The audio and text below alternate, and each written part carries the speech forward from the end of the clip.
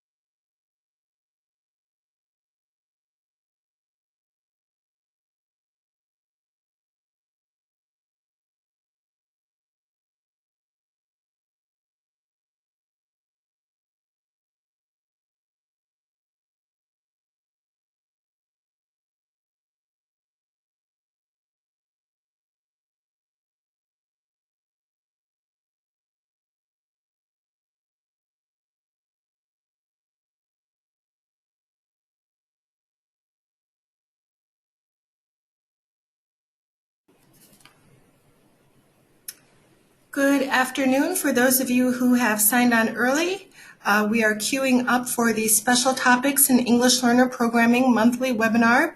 As I work to get the video and audio set for today's presentation, I'm going to ask you to help me out.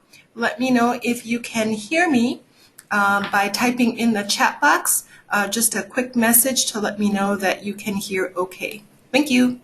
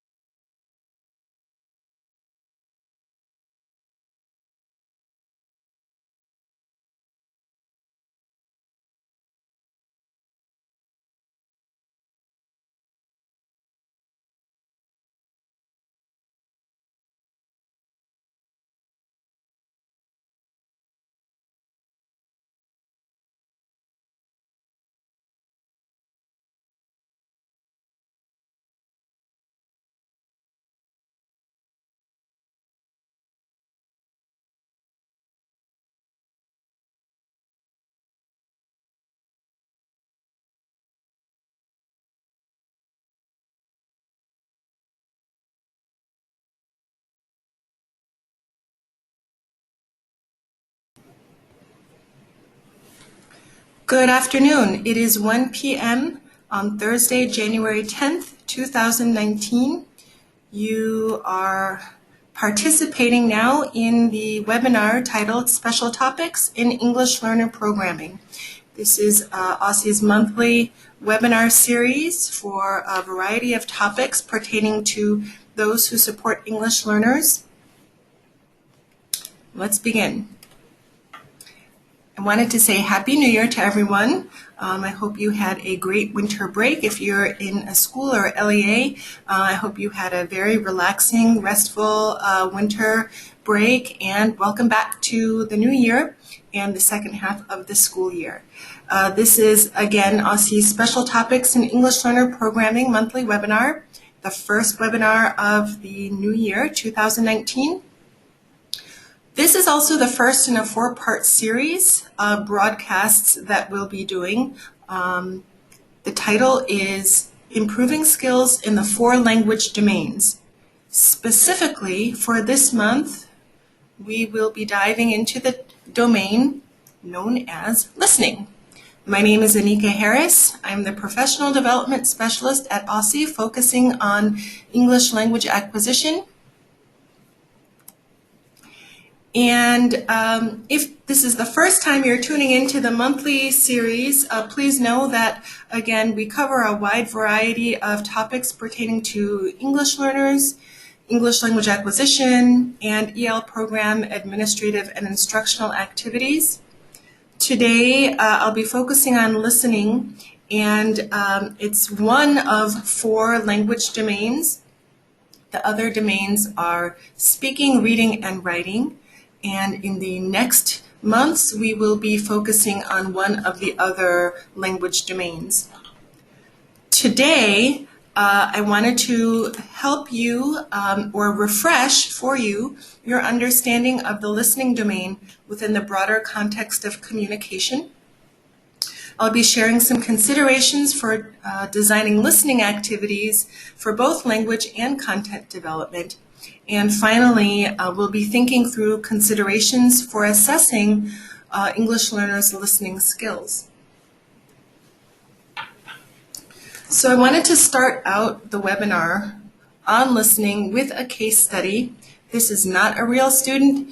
This student is completely hypothetical. I thought of her off the top of my head, but she does combine many elements of English learners for her age and at her language proficiency level. So let's get to know about Leticia. Leticia is a 2nd grader. She attends ABC Public Charter School. And she arrived in this country as a kindergartner from Brazil, speaking limited Portuguese. The bulk of her communication is in language known as Guarani, that's spoken in Brazil, Paraguay, and Bolivia. So over the past couple of years, she's advanced to a WIDA level 3. So her composite score is a level 3. So she's on par with Aussie's progression in language development. She received a 2 in listening on the annual Access for ELLs assessment. Let's pretend it's mid-October. And you find that Leticia is in trouble with her teachers because she copies the work of her classmates during independent work time. Teachers report that she pushes her pencil around the paper aimlessly, or she tries to get the attention of her classmates by playing footsies or flicking bits of crumpled paper across the table. So let's look at Leticia a little bit more closely. Remember, she comes from Brazil, where Portuguese is spoken by the majority. However, she's an ethnic Guarani, and she speaks and comprehends just pleasantries and routine Portuguese. She has greater fluency in her tribal language, Guarani, which has only a few cognates with English. Note, though, that Guarani culture possesses a strong culture of listening to and remembering information, as well as tuning in to nonverbal communication. I share this with you because it's important to remember not all English learners are the same. There's great heterogeneity among the EL population. It's easy to assume someone with a certain name, for example, or that comes from a certain country, is just one thing, or is just how you remember someone else with a similar name or from the same country. Speaking of Latin America has many countries in it, and within each country there are a great variety of languages spoken and a variety of ethnic groups there. So this is a case where just because a student is from Brazil, it doesn't mean that they are a Portuguese-speaking student or come from a Portuguese-speaking family. I also wanted to note the assets that Leticia brings to her classroom in the United States. In her culture, the Guarani culture, they have, as I mentioned, a strong culture of listening to and remembering information. So she's got great listening skills, and they're able to tune into nonverbal communication, which enhances and supports their listening skills. But she's in the classroom and she's in trouble now. There's a description of what the teachers note that she does during independent work time. I want to throw this back to you and ask you, what are some possible reasons for Leticia's inattentiveness in the classroom? Take your best guess. Your responses will remain anonymous. So for the purposes of anonymity, you can go ahead and type your thoughts into the question box to respond to the question you see on the slide. What are some possible reasons for Leticia's inattentiveness? Take just a moment to let you respond.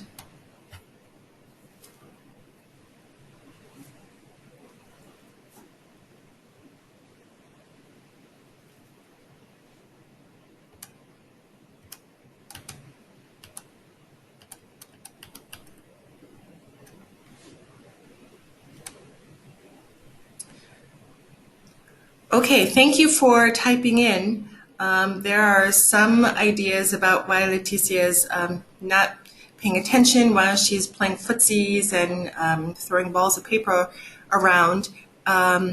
She's not really interested, she's not engaged, she's bored. Maybe the teachers aren't communicating with her in a way that is engaging her. So let's see what we might be able to do about her situation and help Leticia be a participant in her classroom and get out of trouble.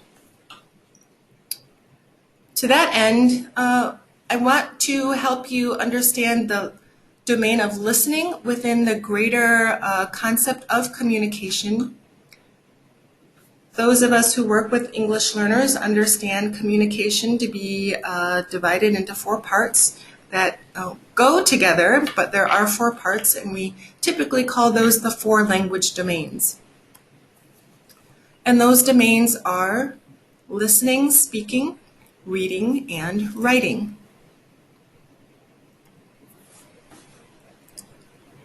As WIDA states here on this slide, definitions for each of the domains, you will notice listening and speaking are together on top, reading and writing are together on the bottom, and there's a reason behind that.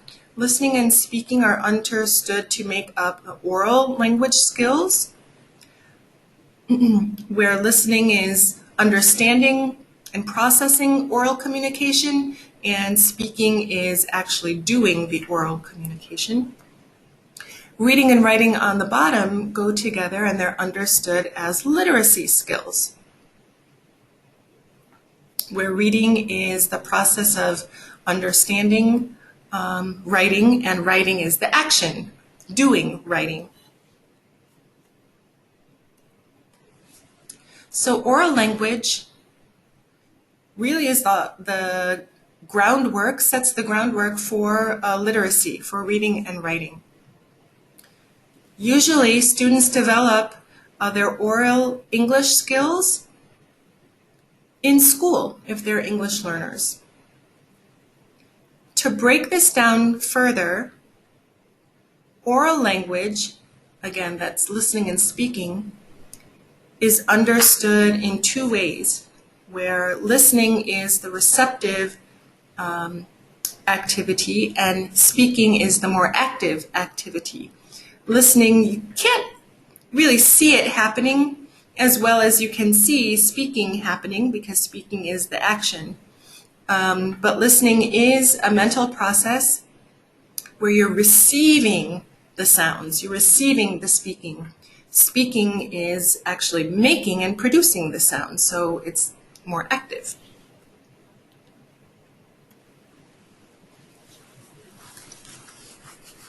Before focusing on the standards, I do want to emphasize that, as you see, there are 4 language domains. There isn't one domain that's more important than others, just because you can't really see listening happening, and a student might be sitting and they look like they're listening, but then they speak and you can understand them speak. Doesn't mean that their listening skills are as strong as their speaking skills.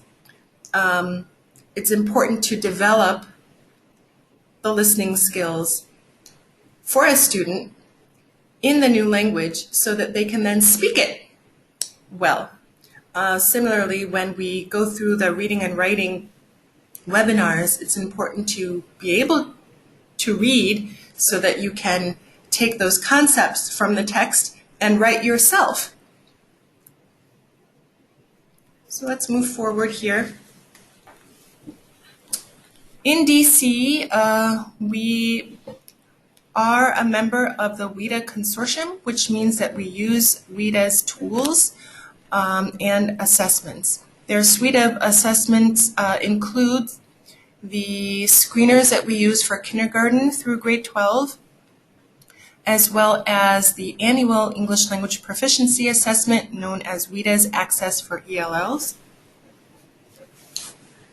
We also generally align our English language work with students to the WIDA standards that you see on this slide. You'll notice that each standard is defined very similarly, where English learners are communicating information, ideas, and concepts to be successful in an academic area. Standard 1 is just a little bit different because it's not necessarily an academic area. It's the language of, it's social and instructional language. But standards 2, 3, and 4, as well as 5, are where we want students to have success communicating information, ideas, and concepts in the content areas.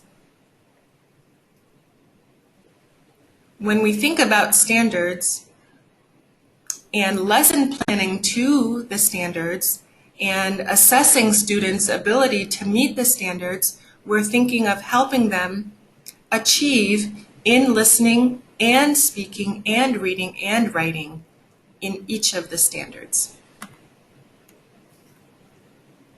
Further, we understand students' trajectory as they develop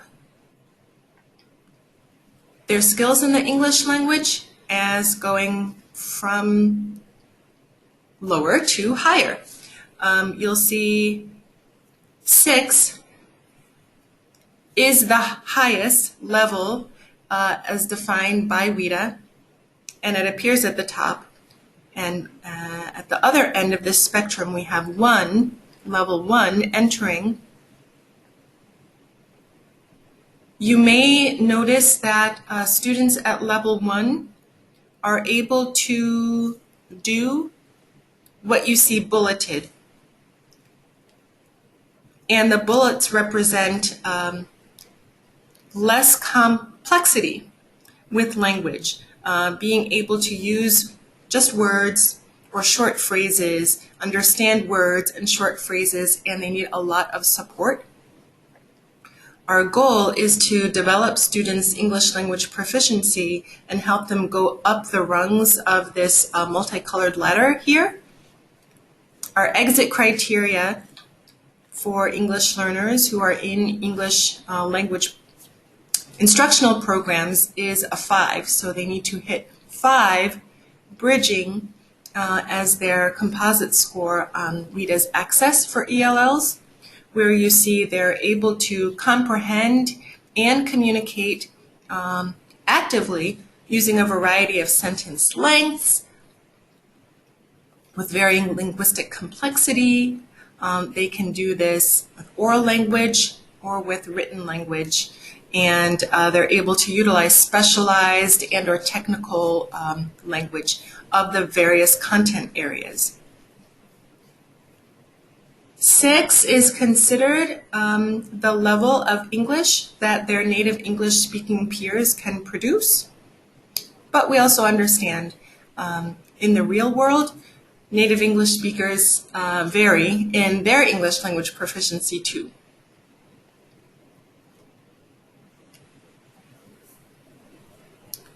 All right, so I hinted before that listening, you may not be able to see a student do it so much because you can't see their ears and you can't see the sound waves going through the different components of their auditory canal and the little membranes and nerve fibers inside their ear, nor can you see those vibrations conducting through the nerves up to the brain.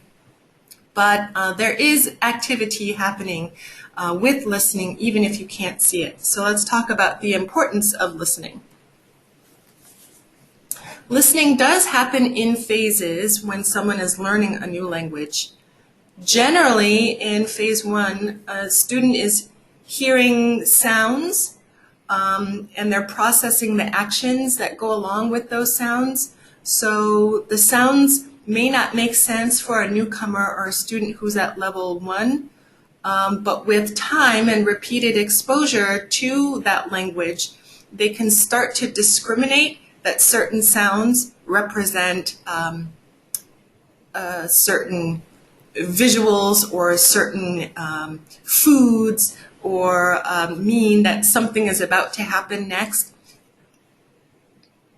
But it's just sounds, really. In phase 2, there's more association of the sounds with context where they're starting to comprehend that yes, the sounds that make up apple go with a food that's red and shiny as in a fruit and that you crunch and it tastes good.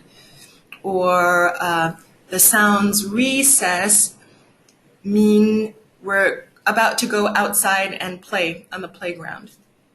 Furthermore, in phase 3, the student starts to differentiate the sounds into discrete words. So instead of all the sounds blurring together, for example, I have some examples that might sound a little bit discriminatory or derogatory, but I'm sure you've heard these, especially on the playground, or maybe you use them yourself when you were little, where students may think of the Chinese language and say ching ching ching ching chong, because they don't really understand what those sounds represent.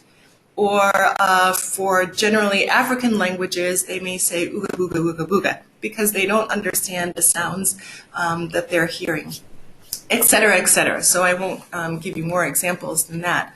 But by phase 3, the student can discriminate all those sounds and turn them into individual words and then into phrases, and continue to attach meaning to those words and phrases. By phase 4, the student is producing the language that they've heard, largely based on what they have heard themselves. Which means if you have an English learner in Louisiana, they're likely going to produce the spoken language with an accent that's typical in Louisiana. Likewise, if it's an English learner and they've been doing their English learning in New York City, they may sound like a New Yorker. So the listening domain provides English learners with the sound patterns of the English language, and it sets the stage for accurate pronunciation of the language. Listening helps with phonemic awareness. So here's where you get the importance of the listening domain as related to another domain, that is reading. Listening, once the student has started to differentiate sounds and turn them into those sounds into words and attach the words with context and meaning, listening starts to improve their vocabulary. And they'll start to hear, with engagement in their academics, models and patterns. For example, the modern models of conventions, like the rules of writing or expressing information, like an informational text, we use sequential words, first, next, then, last. The convention or the rules that go along with telling a story start to be cataloged in their mind, and then they're able to use it. For example, we use once upon a time, when starting a story and the end when finishing a story. With listening, students can also differentiate the language that's used in one subject matter versus another. So the way we speak when we are talking about a scientific experiment may be different than the way we speak when we're relating a period in history. And you have to listen to be able to do that. You'll see some of these aspects repeated with writing because listening and speaking are both more passive activities, but nonetheless, they're both very important. You, as educators, understanding how children learn a language helps you to be able to know when a child is developing language well and appropriately or needs an intervention or an evaluation for a disability. Further, your understanding helps you create appropriate activities that help the student progress in their language acquisition and helps you to assess a student and know how to plan for further progress in their language growth. So for this section on the importance of listening, just remember that receptive input, where you're putting sounds and text in, right? That's listening and speaking. Just doing that is not enough to make a language learner fluent. They also need opportunities to practice output, so that's speaking and writing. So going back to the very first slide with the 4 domains, each domain is important and all of the domains influence the others. Some challenges that listeners have can be understood by breaking them into 3 categories. An issue with the speaker that they're listening to, an issue with the environment that they're in, or their own issue or own challenge. With speakers, the rate of speech where the speaker is speaking too slowly can make listening hard. So we try to tell folks who are working, our educators who are working with students, it's actually not appropriate to speak too slowly because the sounds morph such that a student can't make sense of them and can't match them to any other listening experiences that they've had. At the same time, speaking too fast can make it hard for an EL to hear. So just speak in moderation.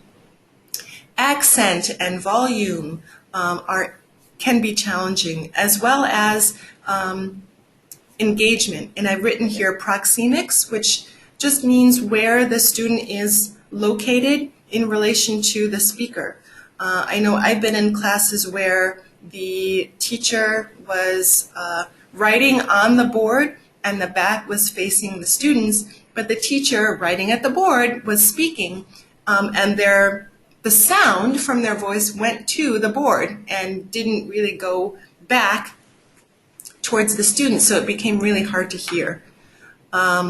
Likewise, for a student who's in the beginning stages of learning, they need to actually watch your mouth to not only be able to hear the sounds coming out, but see how you make the sounds so that they can then repeat it. Also, if a speaker is not engaging and the student loses interest, then they're not really picking up on the material. In the category of environment, there are visual distractions. I taught kindergarten ELs, and there was a crime in place that we could see out the window, and a young man was jumping onto a roof of a house, and then he literally flew off of the roof. And that became a visual distraction, and we had to close the blinds as the police chased him away.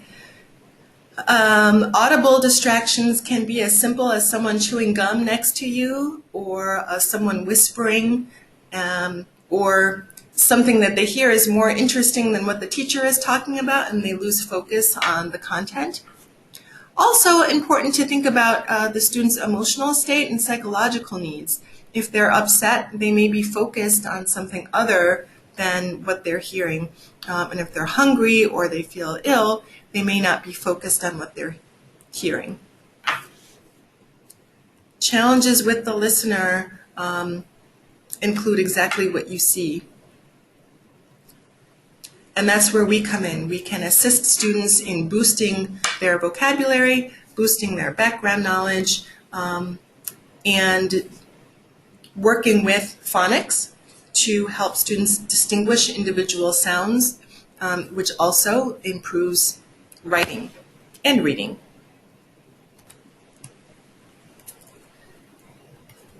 All right, so other ways we can support students is to speak with gestures. You may have heard of TPR, or total physical response. Hopefully we'll have an in-person PD where we can model that for you. I can say it, I can describe it this way. If you are talking about putting on a hat, you would actually use your hands and pretend to put the hat on your head. That's speaking with gestures.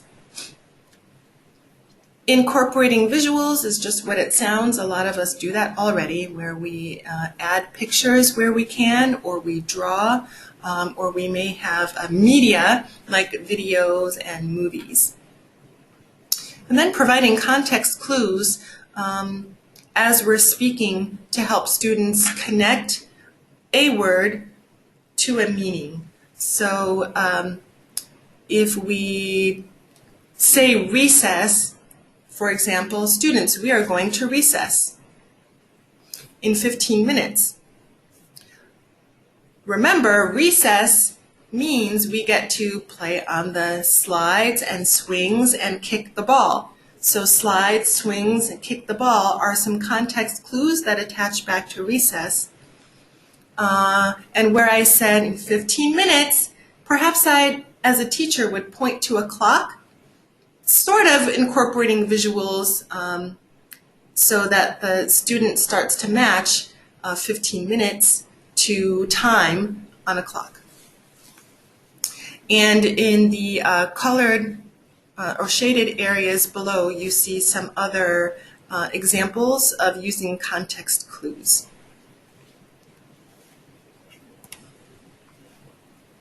Other things we can do as educators to help students listen are to have routines, predictable routines, and provide props and settings to pre-teach vocabulary before the students encounter them in the lesson, so the students can anticipate what they're going to hear, and then simplify or modify speech as needed. Glance around the room and see if students are have glassy eyes, if they look bored. It's something I wish I could do in a webinar. Unfortunately, I can't actually see you to determine if I need to modify my speech. But when you're in front of students, glance around the room once in a while and scan your audience, see if they're with you, and then determine if there are some adjustments you need to make with your speaking. Here's another example of modifying speech. Below, you have a long sentence compared to a shorter sentence. And the long sentence reads, "The deer sprinted across the grassy field and into the thicket." Now, I made that up.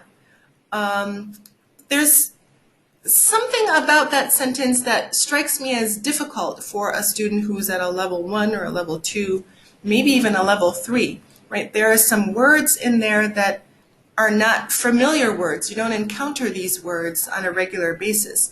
And those words are sprinted, grassy or grassy field, and thicket. So I have modified the sentence so that I could simply say, "The deer ran across the grass and into the trees," thereby incorporating more commonly known words that a student can hear and apply to show their understanding. Couple of considerations that apply to parents and families. I wanted to throw this in here because if you're working with English learners, you may also be in touch with their families. You may be speaking to families at drop-off or pickup, back to school night, conferences like parent-teacher conferences, and you may be a part of IEP meetings where the parent or guardian is present. Apply what you've learned in this webinar and what you know about listening, challenges, and ways to support listening as you converse with the families as well. So the families have limited proficiency in English. They may benefit from the same supports that we have covered today. And the reason I mention this is because you usually have very important things to tell the parent or family member about their child, but if they can't understand what you're saying, they're going to miss it. If you are asking the family member to do something and they don't understand, they might not do it, like return a permission slip or do activities to support school-to-home connections. So know your families, know if they need language support, and if you're speaking to them in English and they have limited English skills, then be mindful of some of the supports that we just mentioned. So I wanted to share with you some activities and considerations for designing activities based on 3 different English language proficiency levels. Earlier we looked at WIDA's breakdown of the levels 1 through 6. I'm going to structure this portion of the webinar where we're looking at activities for level 1, level 3, and level 4-5, the more proficient levels. So you will be offered a copy of this presentation, so you'll have the slides and you'll be able to look at what students can do at the different levels. I'm not going to spend a lot of time on what students can do, but at level 1, students are still working with words and maybe short phrases. So they're listening and processing and trying to comprehend words, maybe short phrases. And based on that,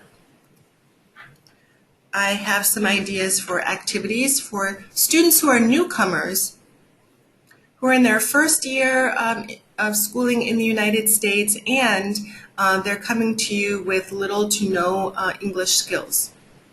Their activities can center around the language that's most commonly used in schools and the language of the routines at schools.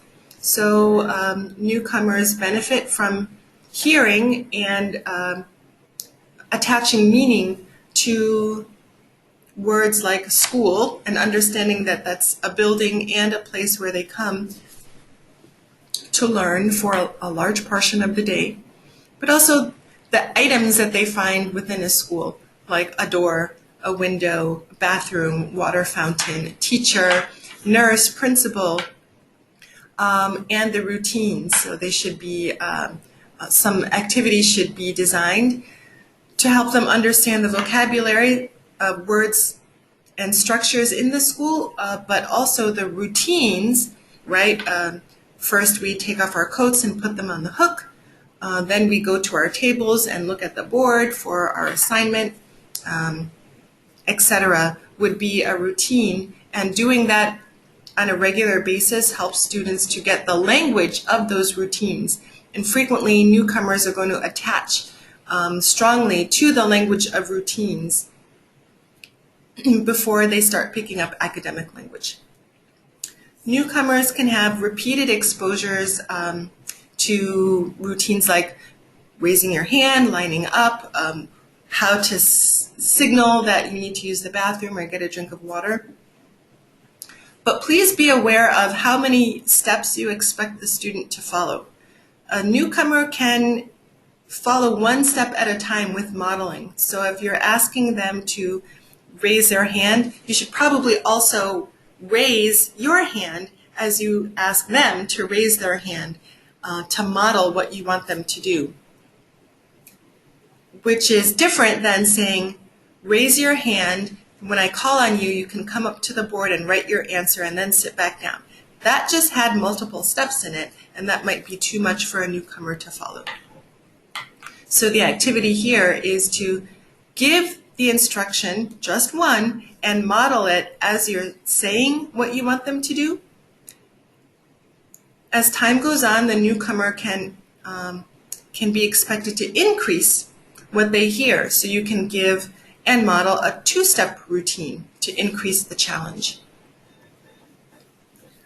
For a student at level 1, some activities to consider are written here for you, like pre-teaching vocabulary, allowing students to follow a short amount of content that they can hear, whether it's you speaking or a classmate speaking or something that's been recorded, but also allow them to have vocabulary resources handy that go along with what they're going to hear. So that may be picture cards with the words printed at the bottom, for example. Also, consider asking a short set of questions based on the content. And the questions should be simple, and those questions should refer back to the content. So this is step 1, step 2, and step 3 of an activity. First, you pre-teach the vocabulary, then allow students to hear a short amount of content with their vocabulary resources, and finally, to check for understanding, ask a short set of simple questions based on the content. To increase the challenge, you can let students follow a short amount of content that they listen to without their vocabulary resources, and then check for understanding to see if they're getting it and if they can progress to something more difficult.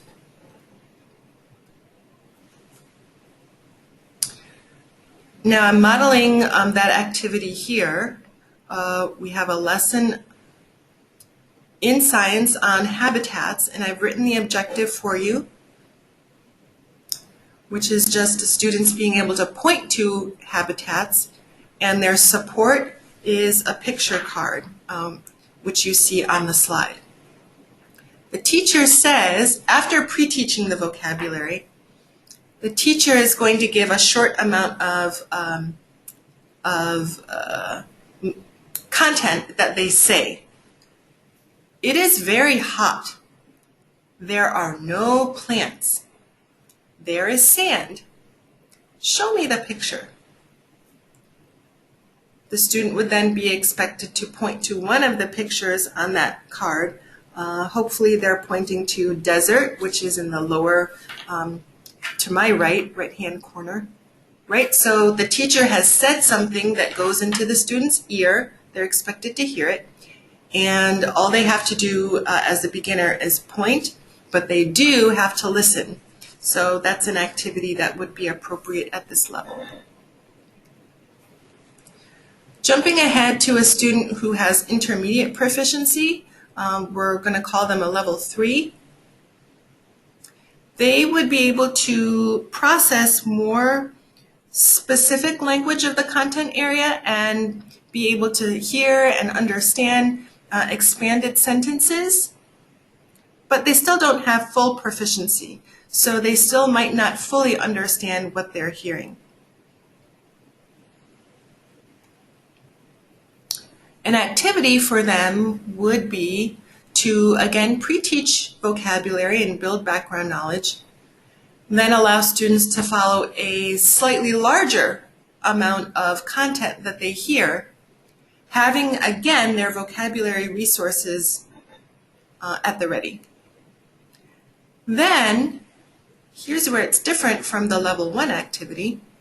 Ask students to sequence based on the content, right? Put things in order. To increase the challenge, consider having the student follow a short amount of content that they hear without the vocabulary resources.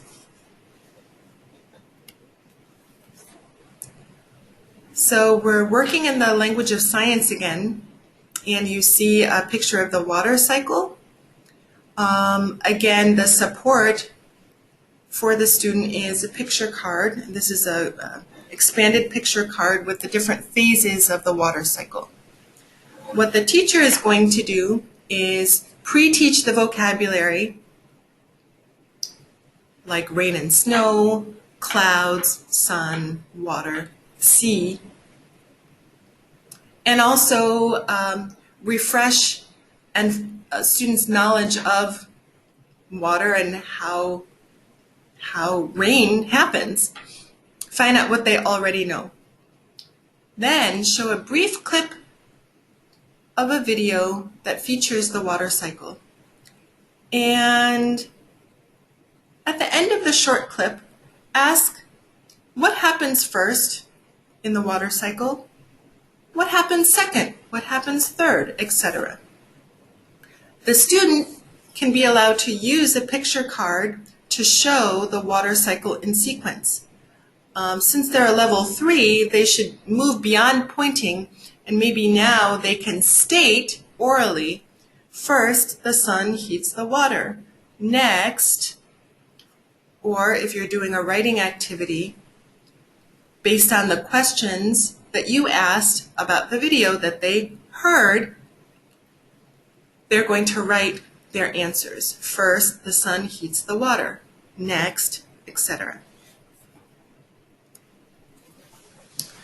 Level 5 is the level where we consider students to be proficient in DC.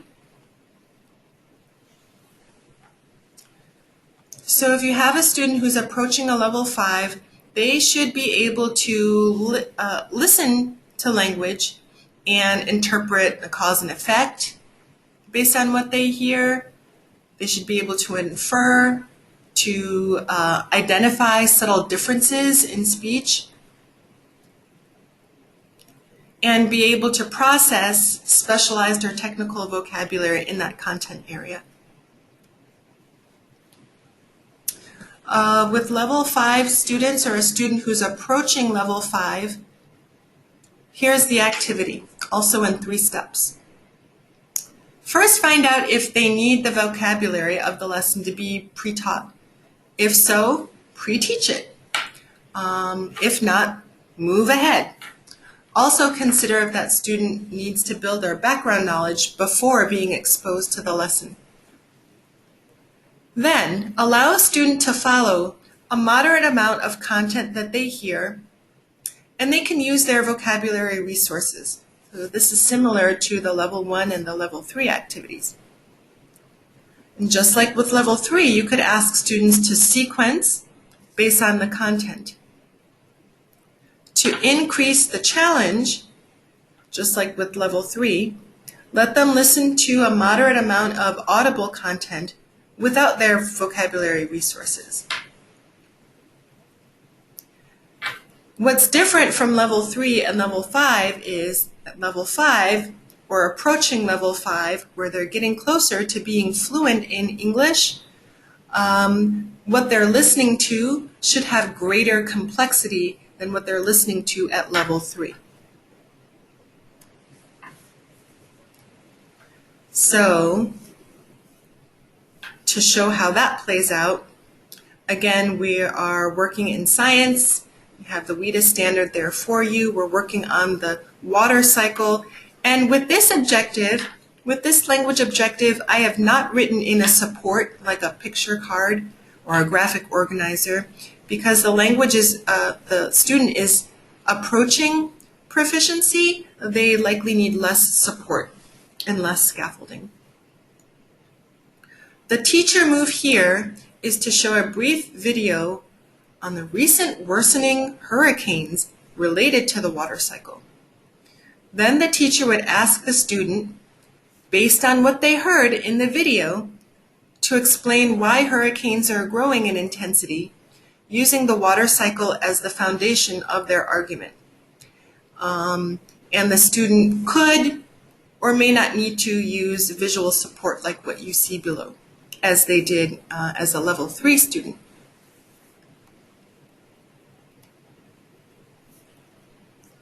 Okay, we have just enough time to talk about activities for assessing a student's growth in the listening domain. And again, I've broken it into levels 1, 3, and 5, where a level 1 student is still working on processing words and maybe some short phrases. Definitely not highly specific or super technical language at this phase. To assess a newcomer, some ideas include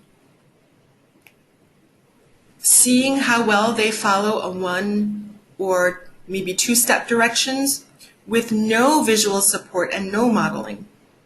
Remember, the activity that we talked about before was asking them 1 or maybe 2-step directions and simultaneously modeling what we expect them to do. Now the assessment is giving them the direction with no support and seeing if they're able to do it. For example, I've written a 2-step direction. Take out a pencil, write your name on the paper. But I'm not actually modeling as I speak by taking out my own pencil and writing my name on my paper. I'm not doing that modeling because I want to see if the student is understanding without the visual support. The next idea is to have a student respond to simple questions and allow for 1-word answers, like how many squares are there? Where is the door? Do you like music? And another idea is to get a nonverbal demonstration of what they know. Let them show what they know without asking them to speak. But they have to listen to you because we're assessing listening. So the teacher would say, draw a picture of your family. And you would expect them to produce a drawing with pictures of their family. Not of pictures of just cars or just a playground, right? Because that might demonstrate that they did not understand what they heard you say. You might ask, point to the computer. If they've listened to your direction and understood, they would then use their finger to point to the computer. But if they did not understand, they might point to something that is not a computer. And then you take that information from the assessment and determine if you can move forward in increasing the complexity of the work for them, or if you still need to do activities to support them where they are. So that was for a newcomer, and now we'll think about a level 1, maybe a level 2 student who's still working with words and short phrases, not a lot of complex language. An assessment idea would include having the student raise their hand every time they hear a word or set of words. And I'll explain how I did this when I taught kindergarten. Students were given the pictures of characters in a story. So one character was a bunny, then one student got a picture of a bunny to hold, another character in the story was a dog, and so another student got a picture of a dog to hear. And I modeled how they would raise their picture card every time they heard the word. So the girl would have to hold up the picture of the bunny every time she heard the word bunny. And the boy would have to hold up the picture of the dog every time he heard the word dog. And if they did so every time they heard their respective word, then I knew that they were understanding the words because we're still working with the word level. Another idea is to assign students roles in a simple story. Read the story and allow the students to act it out as you read, and you can sort of correct them if you are doing it as an activity, but as an assessment, this should be a story that is simple enough that the students will have some success listening to it without your support. And if they're acting out the roles more or less as they should, then you know that they're understanding what they hear. Last activity is to dictate. My students used to love dictating a short list of words. Allow them to write what they hear, but understand that at this level they'll probably make some spelling errors, and that's okay. To make this idea for assessment more challenging, have the students only write words related to the subject. So don't allow for animals if you are talking about shapes and you're expecting them to write about shapes. Don't be okay with answers that relate to animals. So those are just some ideas. With level 3, where they're at the intermediate stage in their development, they can understand sentences or expanded phrases. They're starting to understand general language related to the content, definitely, and some more specific language. Assessment ideas include having students rewrite a short amount of something they have heard, or restate it if you want to work on speaking skills. Another idea is to play a short recording that they hear or a video that they watch and hear, and then ask students by speaking or in writing to summarize what they've heard. Another idea is to read a passage of text out loud and then distribute sentence strips that have selected sentences from what you read, and then have the students sequence the strips in order. This is tasking their memory based on what they heard you read. A final idea is to play a short recording or a video, or even read a short passage of text, and then have students respond to questions about what they heard. With students who are approaching level 5, where they're reaching proficiency in English, they can again work with more specialized or technical language of the content areas, and work with short sentences and sentences that are also more complex or of longer length. Assessment ideas for those students include having them participate in a debate on the pros and cons of a topic that they've been studying, or have the student expand on a work of fiction that they've just heard, not read. Remember, we're assessing listening. So have them expand, like write the end of the story, or state what they think of the end of the story should be for a story that they've just heard. And a final idea is to have them orally state an argument for students on their own to refute or support. So with this last idea, what the student is doing is making an argument, right? They're saying it, or students are making an argument, and then your English learner that you're assessing would refute or support, right? They have to hear what their classmates are arguing, and then they refute or support it. So let's go back to our case study. Remember Leticia, who we met at the beginning of this webinar? It was October when we met her, and now it's January.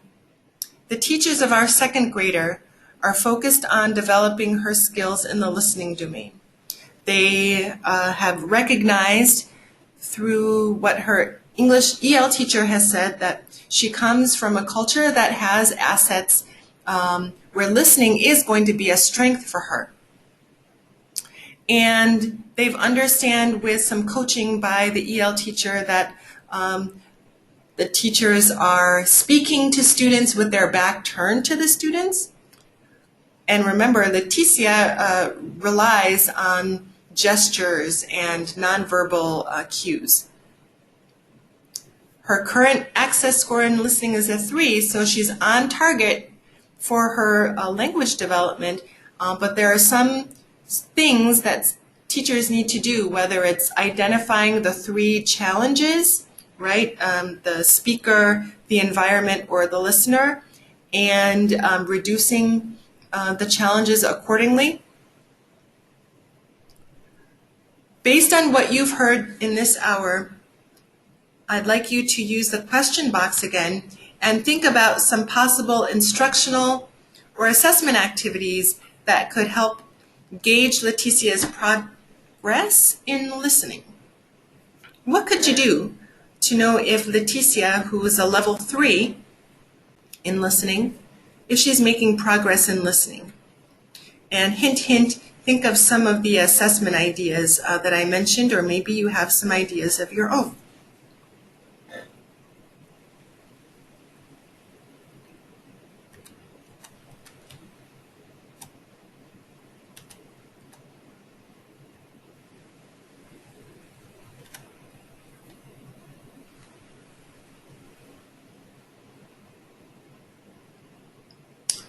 All right, this is good. Some ideas are coming in. Keep them coming.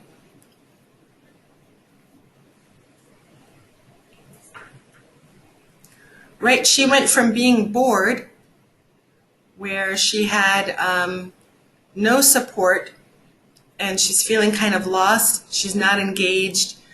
She still doesn't comprehend the language, even though her listening is at a level 3. Someone wrote earlier that she's just hearing sounds that may just be a blur to her. And now you're coaching her teachers, and you're having them consider drawing a picture related to the content area, right, using visuals, or asking her to restate or rewrite what she's heard. That would be a really good challenge, and it's one of those challenges where a student gets to test themselves in real time, and they're immediately able to see if they are understanding. That's usually a challenge that students like to do because they can see the results immediately.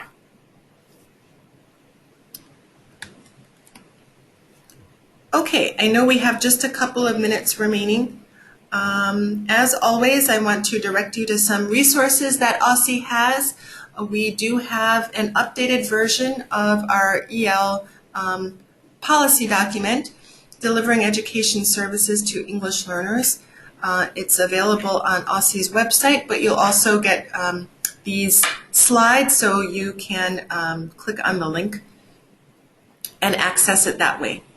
We have a tool to help you think through how to create and maintain a well-rounded EL program. That's in Appendix E of our Policies and Procedures document. Our website is listed there, and we have a new EL page on the website. My email address is down at the bottom, anika.harris@dc.gov, and you also see the email address for our new EL program manager. We would love to hear from you. We have a couple of events that I want to draw your attention to. Next month, I will do another webinar just like this one. However, the focus will be on speaking. The registration link is the same one that you used to register for this webinar. We also have a new cohort forming. It's a 4-part series, day-long professional development. And it's designed for teachers who are new to teaching ELs, whether you're a content teacher or an EL specialist. And that's called What Teachers Need to Know About Teaching English Learners. The registration link is provided there for you. The session starts on Thursday, February 28th, and we hope that some of you will join us. Finally, if you are working with the screeners or access for ELLs, there's contact information for our assessment specialist, Michael Craig.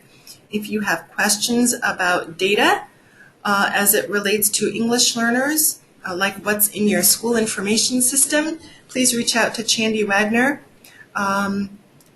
And we look forward to you participating next month in February's monthly webinar where we focus on speaking. I will stay on the line for a couple of minutes if anyone has any other questions or comments.